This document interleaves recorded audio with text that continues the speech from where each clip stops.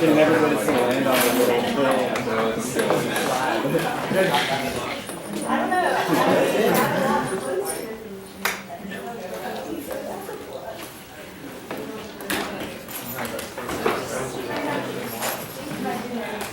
Any questions while we got a minute? Questions?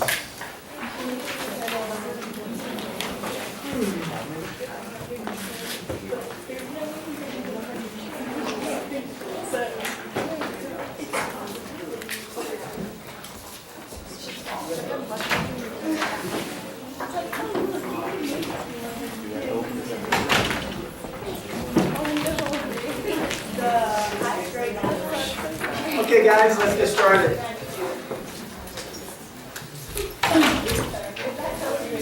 Let's look at the IR packet. Any questions about IR?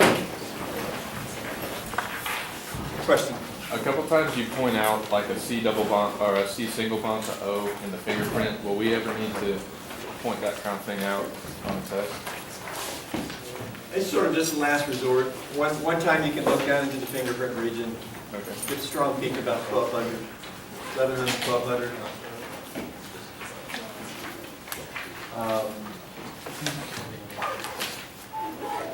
Okay guys, only IR on test 3. You've seen examples in the workbook. There's at least 4 if not 5 problem sets there. Most acid derivatives have a carbonyl except for nitrile. The carbonyl position in the IR. In organic 1 we learned it was a range of maybe 1650 to 1800. 1800 is pretty high. Right around 1700 for carbonyl. Yeah? Well, that carbonyl position can vary depending on what acid derivative you have. Of course, aldehydes and ketones also have a carbonyl. They're not acid derivatives. Every carbonyl has this resonance structure. Okay? Electrons polarized towards the oxygen. You can actually move them up, show that resonance structure, which is an alternative Lewis structure for this molecule.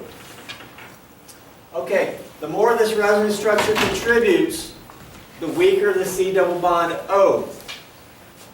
Because this resonance structure doesn't have C double bond O, it's C single bond O. So this structure has a weaker bonding between the C and the O. The more this contributes, the weaker the bond. The weaker the bond, the lower the wave number in the IR. Because we learned IR, stronger bonds more to the left. Weaker bonds more to the right, lower wave number. Position depends on 2 main things, right? Strength of the bond. What's the other thing it depends on? Mass of the atom. Just like in physics when you do the spring calculations. Okay? So, when will this contribute more?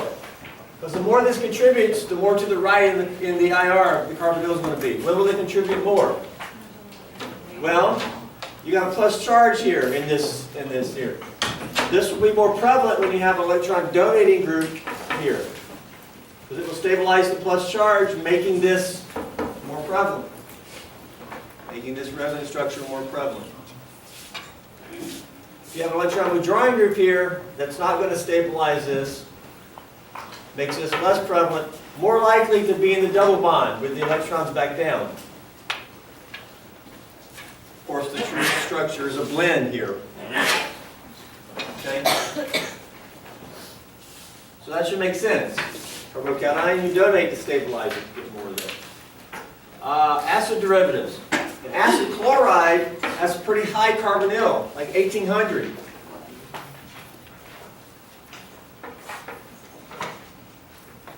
So what does this tell you about how much this contributes, the single bond resonance structure?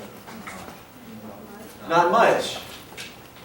Why not? Because what's the net effect of chlorine? Just like with EAS reactions, aromatics, net withdrawer. If that's a net withdrawer, we're dealing with this scenario. The carbonyl is not going to want to polarize up and make a plus charge with that pulling. So it's going to remain more double bond character.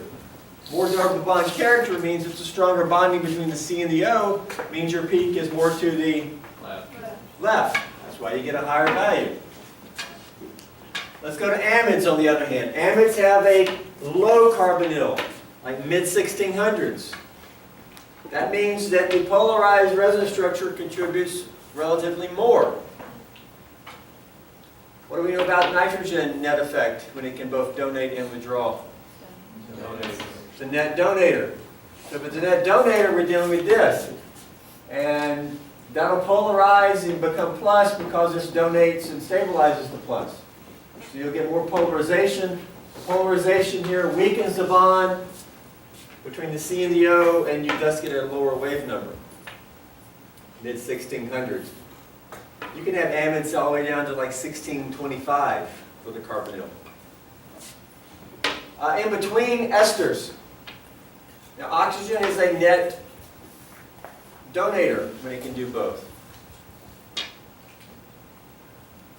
But it's not as strong a donator as nitrogen because nitrogen is less electronegative. Nitrogen lets its lone pair get out there and do lots of resonance. Oxygen not as much. So the ester falls in between. You may actually think it will be closer to the amide because it is a net donator. It's actually not as close. It's actually right in between. But hopefully you can see the relative trend of why acid chlorides are high, amides are low, esters at kind of 1730, 1750 range. Now allies and ketones, we can go ahead and mention them.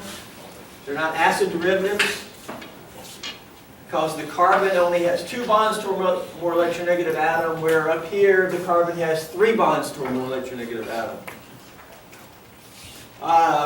Compare these two to each other. Which one has the, well, let's compare the H to the R group. H, electronically, we don't say it does anything. R implies carbon, typically sp3 carbon. What does an sp3 carbon do electronically? Donates. So that's going to be like this. The polarized structure is going to be stabilized by the donating, so there's going to be more of the polarized structure, which weakening the bond, lower wave number compared to the aldehyde, which has the stronger carbonyl, because it's not as polarized as much.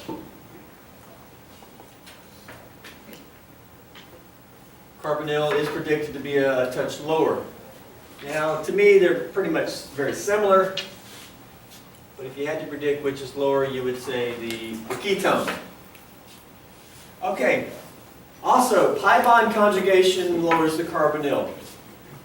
For example, this aldehyde is 1739 for the carbonyl. This one lower at 1699. Why? Because it's conjugated with another pi bond. But of course, why? Why does that make it lower? Well, if you consider the polarized resonance structure of the carbonyl, I think I've just got the compound sort of turned around. It's a different compound altogether. This was a ketone. But if we consider the polarized resonance structure of minus and plus, that plus can be stabilized by resonance from the pi bond. If you have a plus here, you can draw resonance, put plus here.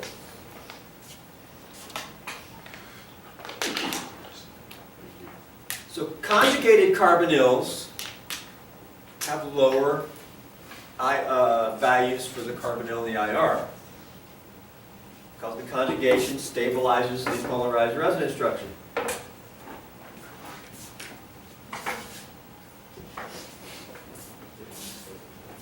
You can have conjugation with just one alkene, or it can be conjugated with like an aromatic ring. So both of these are called conjugated carbonyls, are going to be lower than the non-conjugated carbonyl.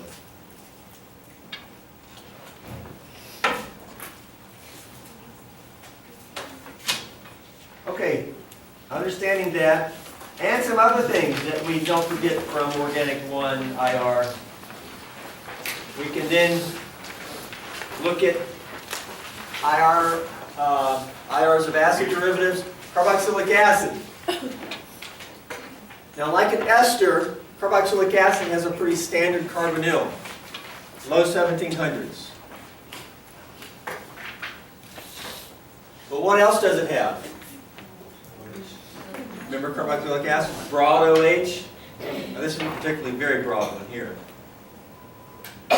Standard carbonyl, 15, 16, 17, what is that, 1710? 1716 or so?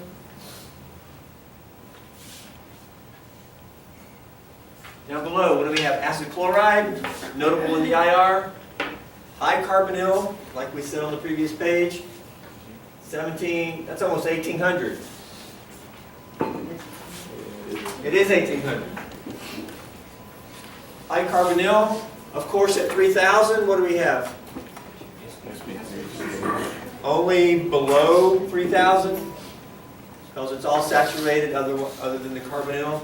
Nothing above 3000. What is this likely? Overtone. Likely an overtone of the carbonyl. Strong carbonyls are very prone to giving overtones.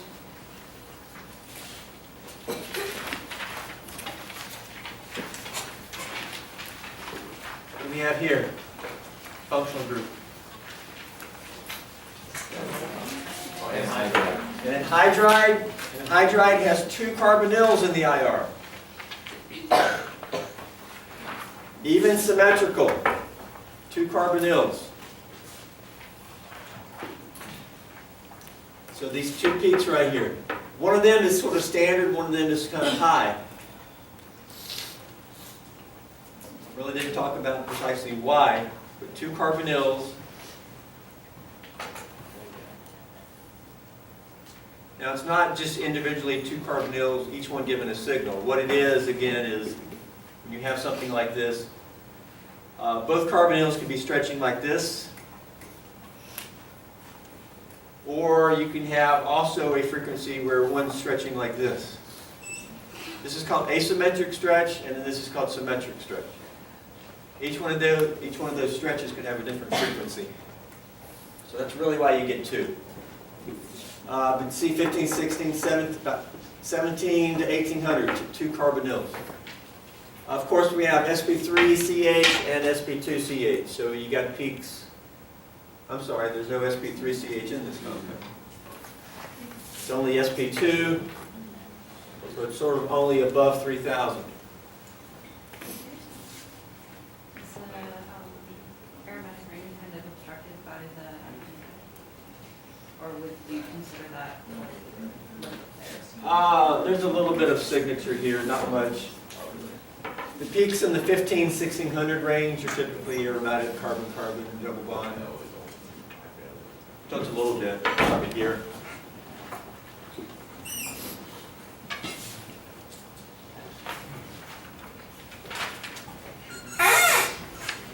Here we have a primary amide. Carbonyl, of course. Carbonyl here, 15, 16, 16 something. What's that, 1661? So that's a pretty low carbonyl, yeah? The amide, also 2 NHs in like the 32, 3300 region.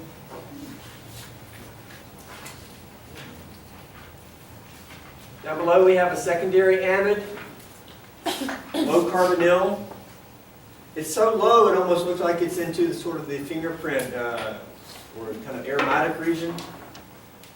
1635 or 39, something. There's only 1 NH, and then you've got both sp3CH and sp2CH.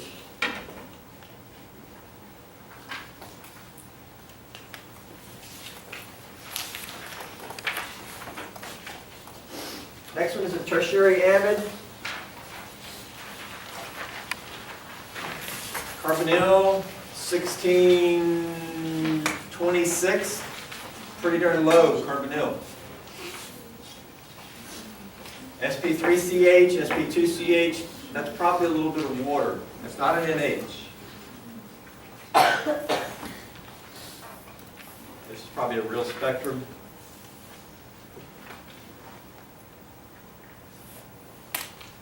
Of course, the nitrile. Where's the nitrile give a peak? About 2200. C triple bond N, also your C triple bond C.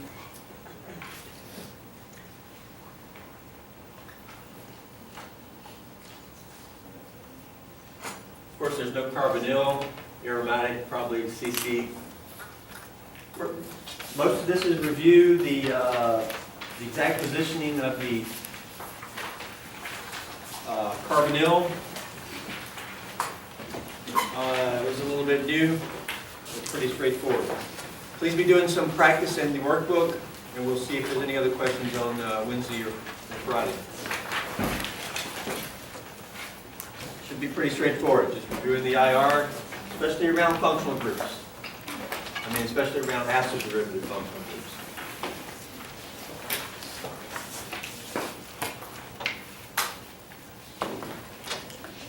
Okay, let's get back to where we were. The yellow sheet is going to become, we'll be moving on to that soon.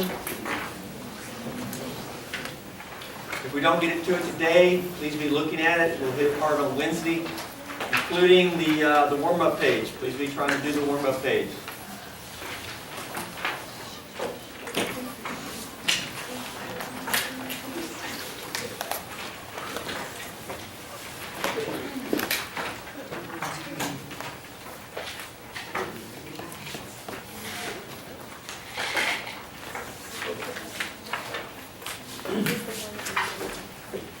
Okay, we left off with hydrolysis of amides. All acid derivatives can be hydrolyzed back to the carboxylic acid using either aqueous acid or aqueous base.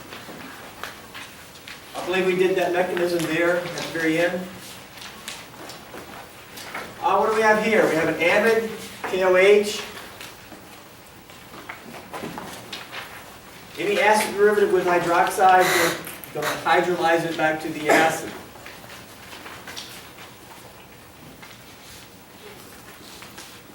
Now here's your acid. Of course it's in the basic form, right? Because what conditions are we under? Okay, there's your acid. Now this amide, sort of the large portion is sort of your amine. And when you hydrolyze it off, mechanistically what's going on? Hydroxide attacks carbonyl, electrons up, back down, kick off the nitrogen, right? The nitrogen will pick up an H to give this amine. And that's sort of your larger organic molecule, and here your acid portion is sort of this smaller portion. So sometimes when you hydrolyze an amide, you may be after the amine. That's sort of the end product, and the acid is maybe ends up in the waste container. Depends on which portion is your kind of your large main portion. The amine portion or the carboxylic acid portion. So that amine that you make takes the H from the acid. When you have it later, you need a proton transfer to get it. Right, because once you get the hydroxide adding back down, kick off the amine, you have a carboxylic acid, because the OH is going to be there. But then you'll have a nitrogen anion. Yeah. The nitrogen anion is going to be pretty darn basic. It'll take the H from the carboxylic acid. So mechanistically, again, all these mechanisms are pretty much similar. We have proton steps. Proton transfer, maybe very beginning, maybe protonation, proton transfer. Here there's a proton transfer, Nick, at the very end. Okay? Keeping track of the proton. When we get to aldehyde ketone chemistry, keeping track of proton.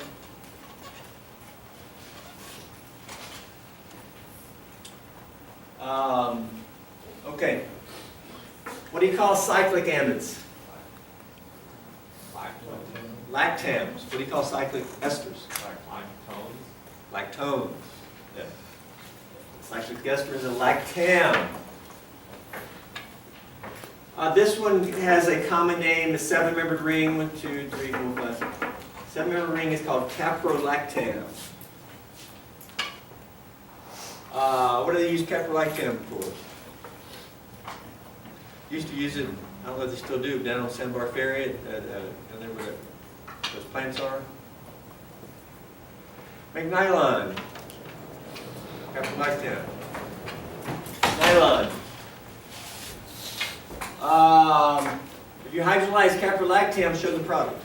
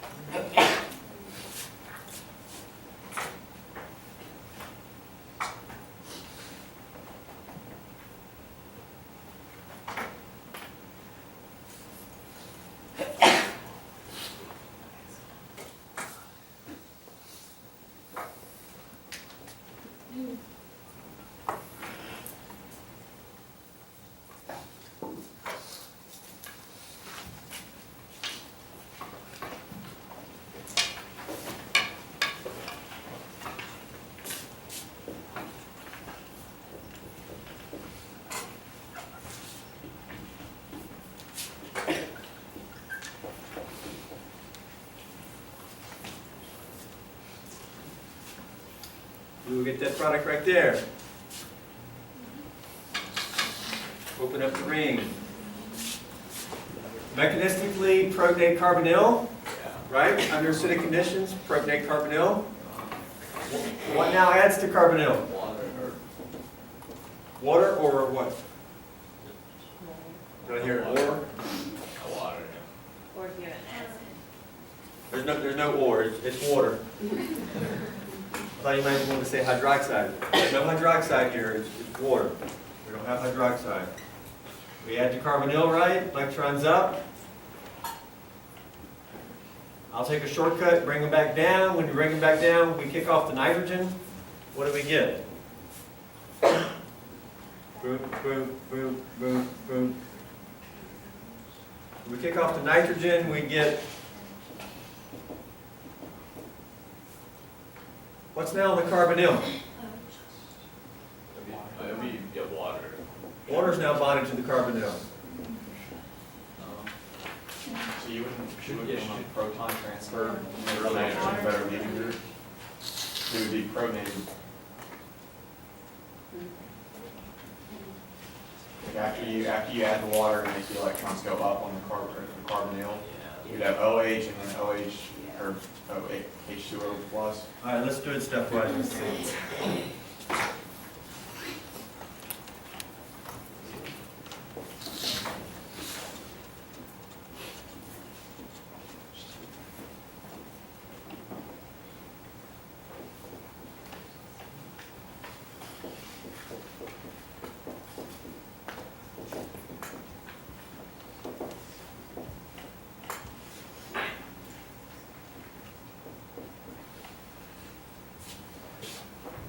Yeah, I think we do need to do that.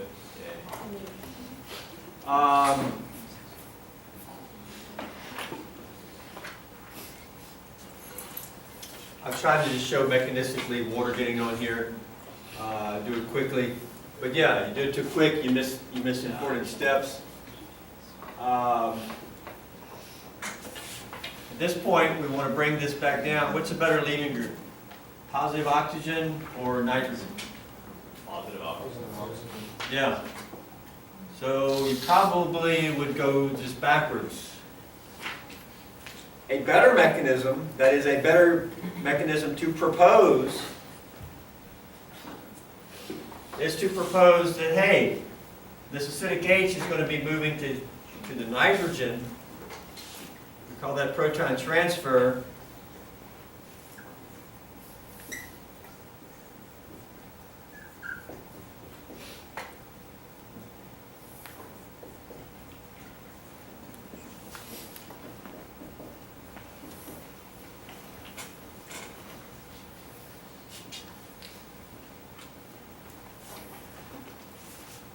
Now we can reform carbonyl, either OH, they're equivalent here, electrons down, kick off the positive nitrogen. And now we have a carbon that has an OH, double bond to O, there's an H there. And now if we come this way, we're going to get ugly bond angle, that's okay, we'll clean it up. NH2, lone pair.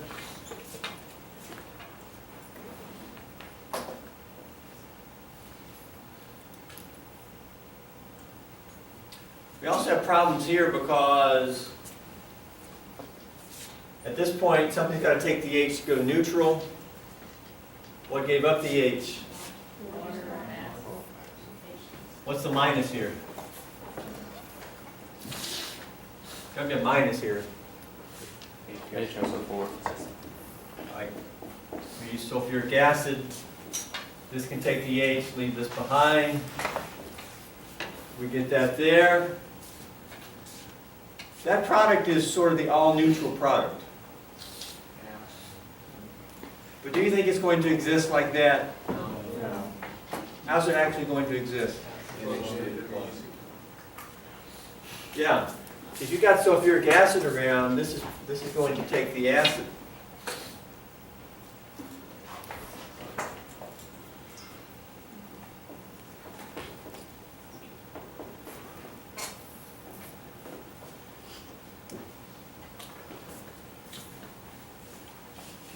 It'll probably exist with the protonated. So the amines are basic. You've got an acid around, it's going to be protonated. Here's the thing with that, guys. Strictly, that's correct. But on a lot of times people just kind of gloss over that, like I did when I put up the product. On standardized tests, such as at the end of this course, or MCAT, or DAT, or whatever, PAT, or ACT, or ACC, or whatever, they may just show this product, and you're thinking, well, shouldn't that be protonated? Well, what they're not going to do is show both of them and make you choose. They'll show you this product and three that are just ridiculous. This is the answer. Yes, you know enough to say, hey, shouldn't that be protonated? A lot of times, they just show you a neutral product. And they assume that, hey, it would work up with the appropriate pH adjustment, this is the product. Okay? So that's actually a case of the more you know, the more you're going to have questions about what's going on here. On our test or something like this, maybe a predictive model. Well, this could be a mechanism question. But what I posed to you at the very beginning was, what's the product? And ultimately, that's the product. So don't show me the plus on the nitrogen. If No, you ask what the product. No, if you do show it with plus on nitrogen, that's fine. Okay. I'm just trying to tell you that if you see it without the plus, that It's okay, they just sort of glossed over that point. But we know that if you knit a sweater in the pool, it's going to be wet. If you make a basic product, that's basic. Under acidic conditions, it's going to have a proton on it. You can't tell the amine to, hey, whenever you see acid, don't react with it. They won't listen to you. Okay, that's caprolactam. They hydrolyze caprolactam, then they polymerize this. You can polymerize this. We can maybe talk why. And if you polymerize this, you get nylon.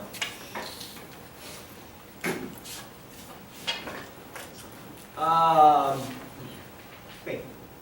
Any hydrolysis is the same old thing, guys. You've got basic principles. Under acidic conditions, what's the first thing you want to do? Protonate your functional group. Then what's the nucleophile? If you're doing a hydrolysis. Water. Water, not hydroxide. You do not have hydroxide under acidic conditions. It's all basic things. Addition, elimination, proton transfer. Okay. Lactams, application or where you hear freeze on? Freeze on. Lactams is drugs. Ever heard of a beta-lactam? Penicillin has the beta-lactam ring. It's actually fused to a 5-membered ring with a sulfur. A beta-lactam is a 4-membered ring lactam. See it right here, the little square? Why is it called beta-lactam? Is it the combination? Well, if you open up that lactam, you will get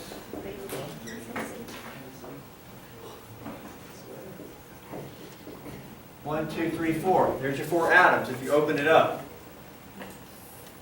When you have a carbonyl, the first carbon is called alpha. What's the next one called? Beta. This is a beta amino acid.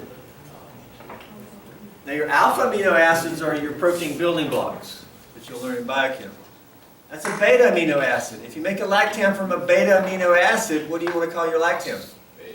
A beta lactam. That's why it's called beta lactam.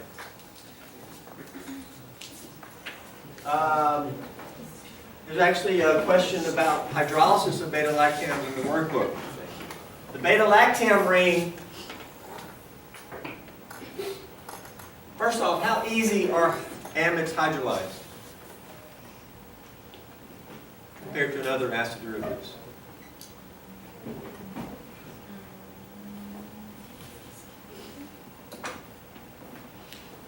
We covered the reactivity of acid derivatives. Amides are the least reactive? So let me ask you again, how easily are amides hydrolyzed? Not very. Yeah. Okay, amides are not easily hydrolyzed. What does that mean? That means usually when you do it, you're going to have to put in a good amount of heat. And maybe time, like reflux for 2 or 3 hours. Where an acid chloride, you just add water and it's going to hydrolyze almost instantaneously. Okay? Usually amides don't hydrolyze quickly. Beta-lactams, though, even caprolactam doesn't hydrolyze quickly.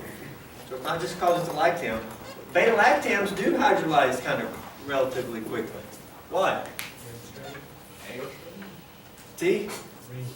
Yeah, ring strain, the 4-membered ring. It has some angle strain. Okay?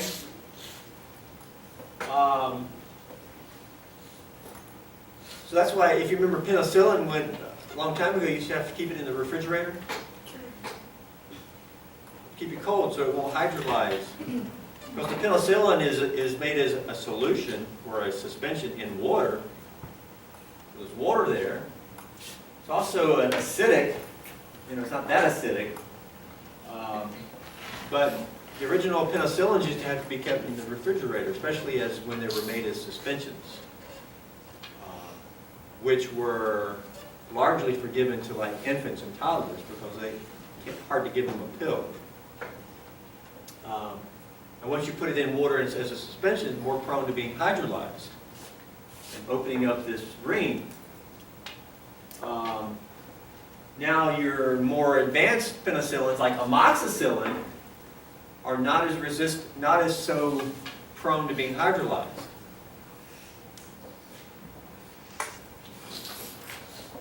What's the difference between penicillin and amoxicillin? Amoxicillin has what functional group added to it? It starts with an am. See, amoxicillin has this amino group added. Amino, that's why they call it amoxicillin. Okay? How does the amine make it more resistant to hydrolysis? There's a question in the workbook that gets at that.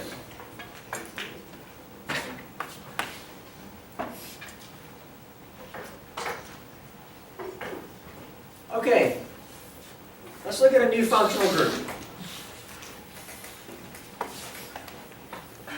An imide. What is an imide? An imide is where the nitrogen, not an imine, which you've made in lab, but an imide.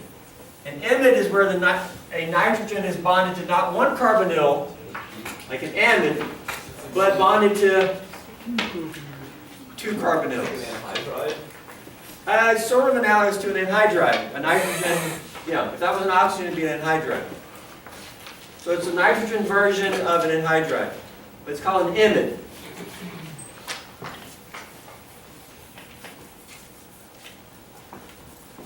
think about amides is, if the nitrogen has an H, they're relatively acidic. For example, look at this trend. If you look at this compound, this NH, pK about 30. That means as an acid, not that acidic. It's actually more basic. It's actually a base there. If you bond the nitrogen to carbonyl, it makes it more acidic, 18 to 20. Why? Because if this acts as an acid, what does it become? It will become minus after it acts as an acid. How does the carbonyl stabilize that? Resonance. You can draw resonance into the carbonyl and put the minus on the oxygen. So it makes this more willing to form and thus give up the H. Okay? Now 18 to 20 is not that acidic. I mean, it's still less acidic than an alcohol, which is usually about 16. So you would not call amides acidic. Say it's fairly neutral. Yeah, and they can be deprotonated with a strong enough base. Okay? Now if we move to amides, which have two carbonyls, is that going to stabilize the minus anymore? Yes. Certainly. Now you've got resonance into two different carbonyls. And that NH has a pKa of about 10 to 12. That means the NH compound is acidic enough to be deprotonated by hydroxide. Hydroxide will deprotonate an imide. It won't deprotonate an amide.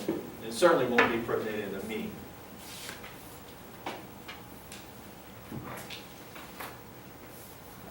So amides are acidic enough to deprotonate with hydroxide. Now, there's a reaction, it's called the Gabriel Synthesis. One of the top 10 reactions in organic chemistry. Gabriel. It's a way to make primary amines. And you start with an imide. And this is actually called phthalimide. Why is it called phthalimide? Because it's the imide of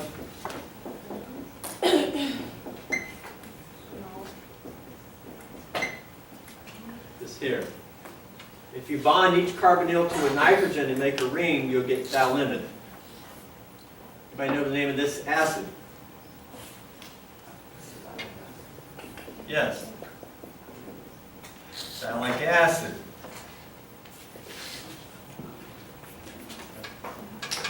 Okay?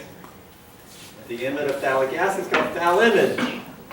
Treat with KOH, you'll get potassium phthalimide. Plus what? Water. Plus water. Now, of course, that is ionic. The NK is just shown there like formula. Just like if I showed that. Isn't that ionic? Just because you show two elements next to each other doesn't mean that it's covalent. Okay? It's ionic, right? It's just the charges aren't shown. Just like the charges aren't shown there.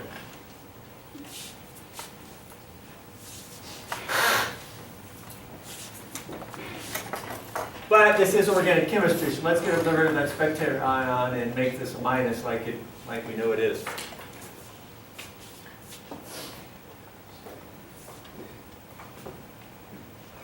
Now let's throw in a carbon group with an X, which is usually halogen, right? We can do an SN2. So these electrons can attack the R, and we can kick off the leaving group. And now the nitrogen can become bonded to the R group by an SN2.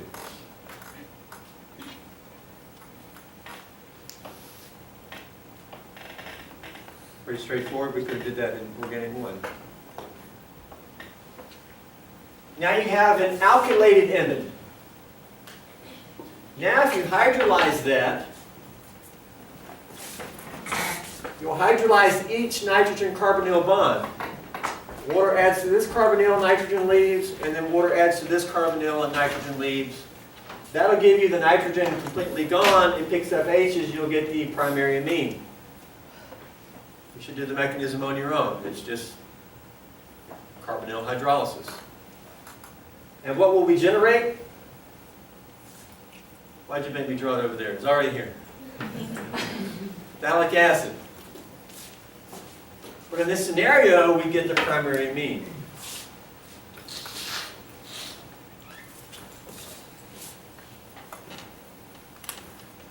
Why not just react that with ammonia? I mean, why not just do that? Wouldn't that give the primary amine?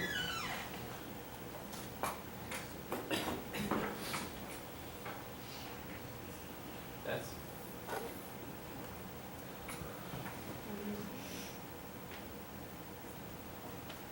So look back at your organic 1 handout, the SN1, SN2 handout, when we looked at alkylation of nitrogen. We said direct alkylation of an amine has problems. What's the problem? Polyalkylation. Yeah. This will give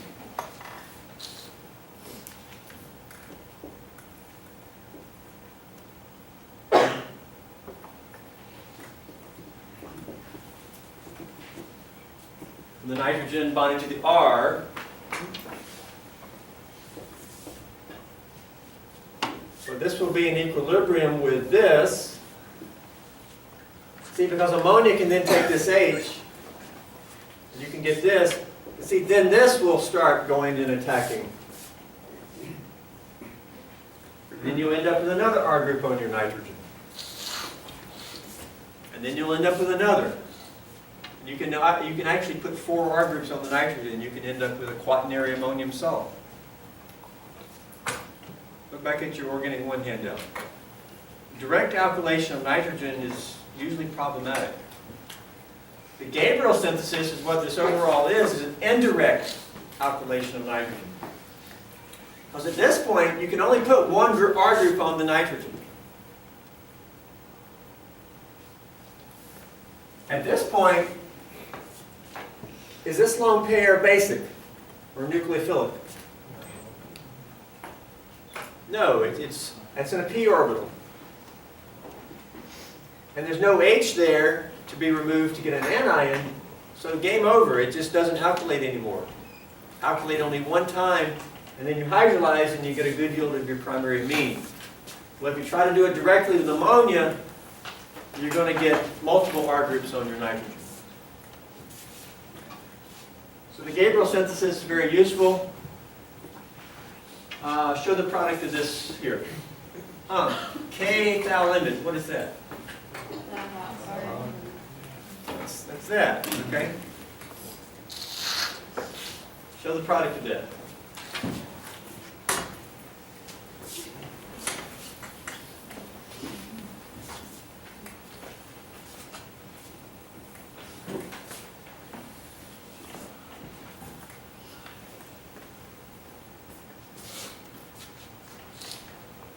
Oh, by the way, I don't know if any of y'all have taken quant or in Gen Chem, did y'all see like KHP? Potassium hydrogen phthalate?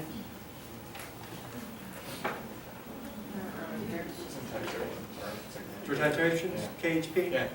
Yeah. That's where it's the monopotassium salt of phthalic acid, KHP. That's KHP. Just the monopotassium salt.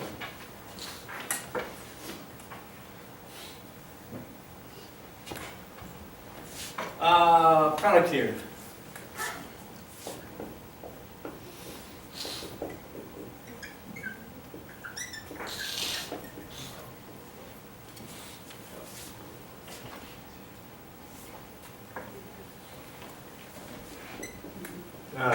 Plus phthalic acid.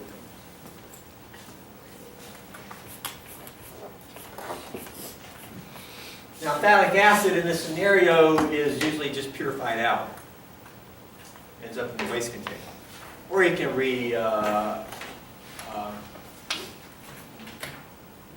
resalvage it, recycle it.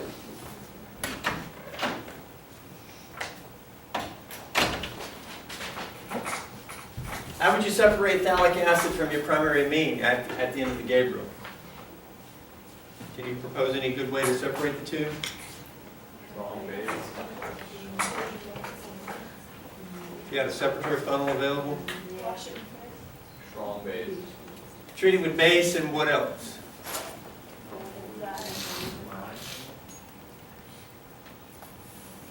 And an organic solvent? 2 layers. Which of these will be in the base layer, aqueous base? Phthalic acid as the dianion. This will be in the organic layer. Because under base, in the presence of base, will this be an ion? No. How do you make amines ionic? Yeah, you treat them with acid.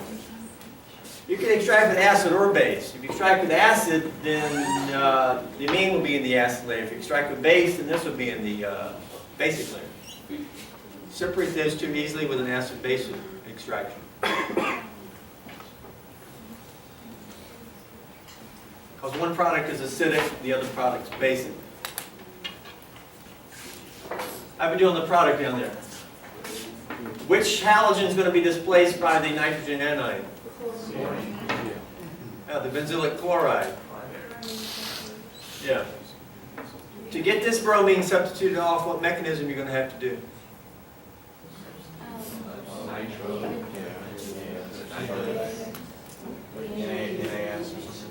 NAS requires a strong electron drawing group or to repair it.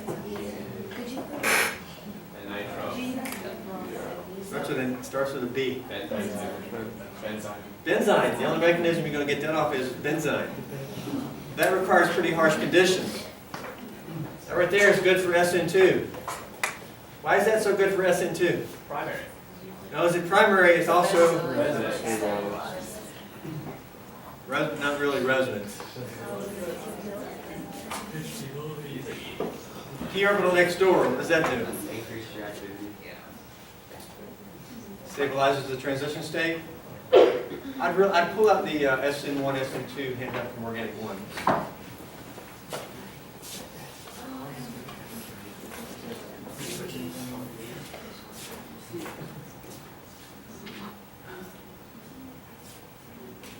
I think the obvious answer is the only tetrahedral carbon. You could boil it down to that. If you're doing SN2, you only do SN2 with tetrahedral carbon. Yes. But I see some students say bromine's a better leaving group. Yeah. Okay. No. In this case, the chlorine's a better leaving group. Because leaving group depends on what type of carbons it on, right? Okay. What can you do with amides? Can you convert an amide to an ester? No. You can't convert an amide to any of the other acid derivatives directly.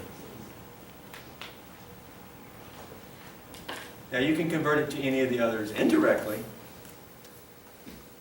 but you would have to first convert it to what? Carboxylic acid. Then you can convert the carboxylic acid to the acid chloride or whatever. Okay? So you can go back to the keying acid carboxylic acid, and then you can go to the others. But you can't convert an amide directly to an acid chloride, for example. What can you do with amides? Amides typically are end products. Lots of drugs contain amides. One thing you can do is you can dehydrate a primary amide to a nitrile. Take this, convert it to this nitrile. Same number of carbons. 1, 2, 3, 4, 5. 1, 2, 3, 4, 5. Okay? The difference here is this has lost water. This formula, you remove water and you can show this. So it's a dehydration. You can do this with thionyl chloride or what? Acetic anhydride. Which, by the way, why is acetic anhydride so big on the black market? Heroin. Yes. It's used to make heroin. From what? Morphine. If you look at morphine, it has 2 OH groups. If you put acetyl groups on each OH, which acetic anhydride will do that, by the OH reacting with the acetic anhydride, you'll get 2-acetyl groups on morphine. That's heroin. Heroin is also known as diacetyl morphine. And so a lot of places where they grow morphine as opium,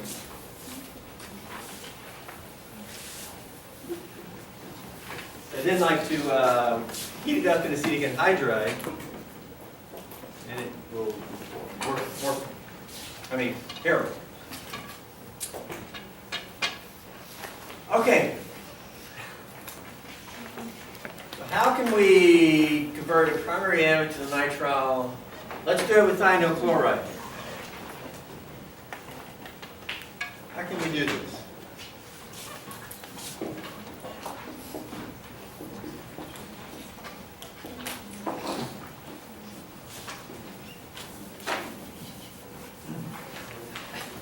Well, it might be good to know what else do we get here. If you use thionyl chloride, you also get what? SO2 and HCl. SO2 plus HCl. Actually, if you want to balance this, we actually get 2 HCl.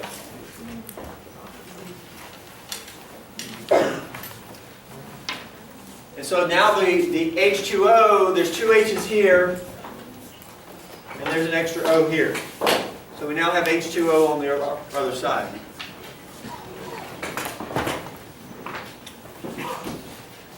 I want you to do this on your own. We'll look at it next time. Let me give you a heads up. Which atom is more nucleophilic of the amide, the oxygen or the nitrogen?